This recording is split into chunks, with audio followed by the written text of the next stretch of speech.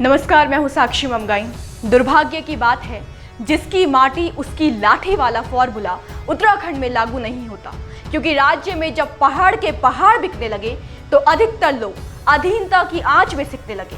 कुछ इन्हीं कारणों के कारण उत्तराखंड में पिछले साल सशक्त भू कानून की मांग जोरों शोरों से उठाई गई थी, जिस पर मंथन करते हुए मुख्यमंत्री पुष्कर सिंह धामी ने अगस्त महीने में एक उच्च स्तरीय समिति का गठन किया था। आपकी जानकारी के लिए बता दें कि आखिरकार समिति ने संस्तुतियों के आधार पर सीएम को अपनी रिपोर्ट सौंप दी है। अब 80 पन्नों की रिपोर्ट में क्या 23 प्रमुख सुझाव दिए गए हैं, खरीदारों के परिजनों को लेकर क्या संस्तुति रखी गई है, संशोधन होता है तो सरकार के अधिकार किस प्रकार सीमित होंगे और साथ ही धार्मिक परियोजनों के लिए कैसे प्रावधान की बात समिति कर रही है। आज प्रदेश के साथ भू कानून से जुड़े इन तमाम बिंदुओं पर बात। पहले तो ये जान लीजिए कि समिति की रिपोर्ट इस आधार पर बनाई गई है जिस पर विचार करते हुए यदि लागू भू कानून में संशोधन किया जाता है तो राज्य में एक ओर निवेश की संभावनाएं बढ़ेंगी और दूसरी ओर भूमि के अनियंत्रित क्रय विक्रय पर भी रोक लगेगी। क्या है समिति की ये सुझाव, अब ये समझते हैं।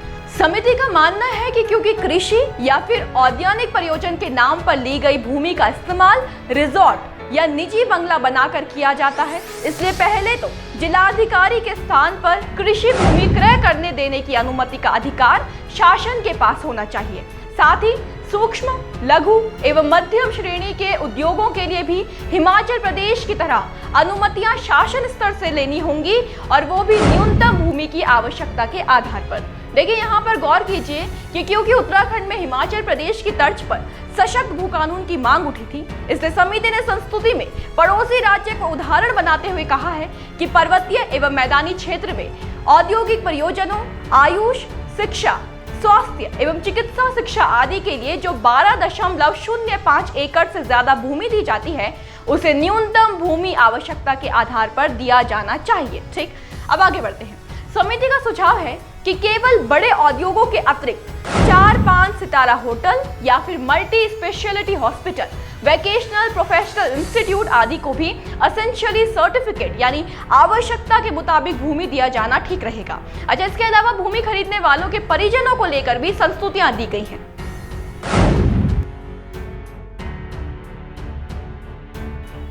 समिति कहती है कि क्योंकि कोई व्यक्ति स्वयं या अपने परिवार के किसी भी सदस्य के नाम पे बिना अनुमति के अपने जीवन काल में अधिकतम 250 वर्ग मीटर भूमि आवासीय प्रयोजन के लिए खरीद सकता है, इसलिए जरूरी हो जाता है कि परिवार के सभी सदस्यों के नाम से अलग अलग भूमि खरीद पर रोक लगाने के लिए परिवार के सभी सदस्यों के आधार कार्ड राजस्व अभिलेख से लिंक करवाए जाए।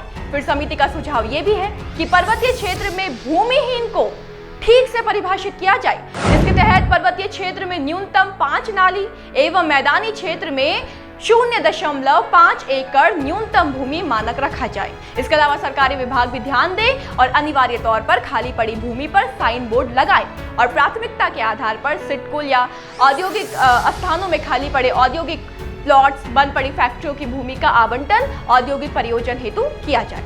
अच्छा, अब कई बार ऐसा भी होता है कि भूमि क्रय तो कर ली जाती है, परंतु भूमि के बीच में किसी अन्य व्यक्ति की भूमि पड़ती है तो उसका रास्ता रोक दिया जाता है, तो इसके बचाव के लिए राइट ऑफ वे की व्यवस्था करने की बात समिति कह रही है। देखिए, ऐसा नहीं है कि समिति ने तमाम अधिकार राज्य सरकार के हाथ सौंपने की बात कही है, बल्कि उनके सुझाव हक को भी सीमित करते हैं। कैसे?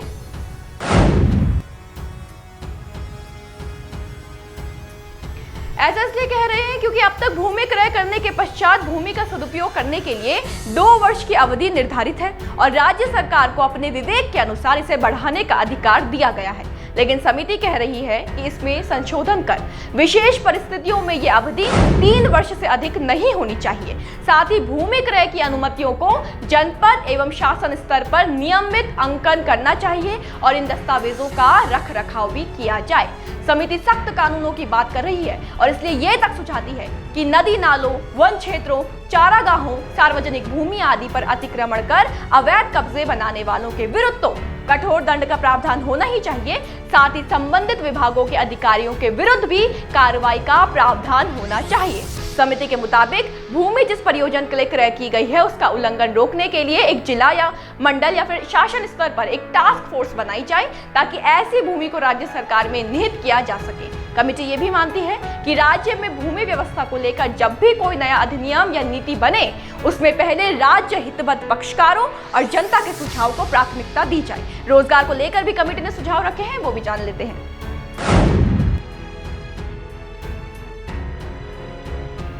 समिति ने कहा है कि विभिन्न परियोजनाओं हेतु जो भूमि खरीदी जाएगी उसमें समूह ख श्रेणियों में स्थानीय लोगों को 70% रोजगार आरक्षण सुनिश्चित हो। इसमें उच्चतर पदों पर योग्यता के अनुसार वरीयता दी जाए। साथ ही विभिन्न अधिसूचित परियोजनाओं के लिए प्रदान की गई अनुमतियों के सापेक्ष आवेदक इकाइयों या संस्थाओं द्वारा कितने स्थानीय लोगों को रोजगार दिए गए इसकी सूचना अनिवार्य रूप से शासन को उपलब्ध कराने की व्यवस्था हो। इसके अलावा राज्य हित में भूमि बंदोबस्त की प्रक्रिया प्रारंभ की जाए और पारदर्शिता बरकरार रहे, इससे क्रय विक्रय, भूमि हस्तांतरण एवं स्वामित्व संबंधी सारी प्रक्रिया ऑनलाइन एक वेबसाइट के माध्यम से पब्लिक डोमेन में हो। अगर धार्मिक प्रयोजन के लिए कोई भूमि क्रय की जा रही है या कोई निर्माण किया जा रहा है तो समिति के अनुसार अनिवार्य रूप से जिलाधिकारी की रिपोर्ट के आधार पर शासन स्तर से निर्णय लिया जाए। एक अहम बिंदु ये भी है कि यदि 10 दिन में गैर कृषि प्रयोजन हेतु क्रय की गई कृषि भूमि को गैर कृषि घोषित कर दिया जाता है तो फिर ये धारा 167 के अंतर्गत राज्य सरकार में निहित नहीं की जा सकती है। अतः नई उपधारा जोड़ते हुए उक्त भूमि को पुनः कृषि भूमि घोषित करना होगा, तत्पश्चात उसे राज्य सरकार में निहित किया जा सकता है।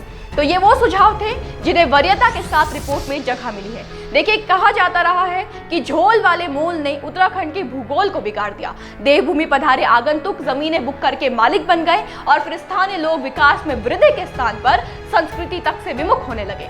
इसी स्थिति को बदलने के लिए सुझाव धरातल पर आने जरूरी हैं, जो कब तक आते हैं उस पर हमारी नजर रहेगी। जैसे ही अपडेट मिलता है आप तक पहुंचाएंगे। बस बने रहिए देवभूमि इनसाइडर के साथ। आज ही डाउनलोड करें देवभूमि इनसाइडर ऐप।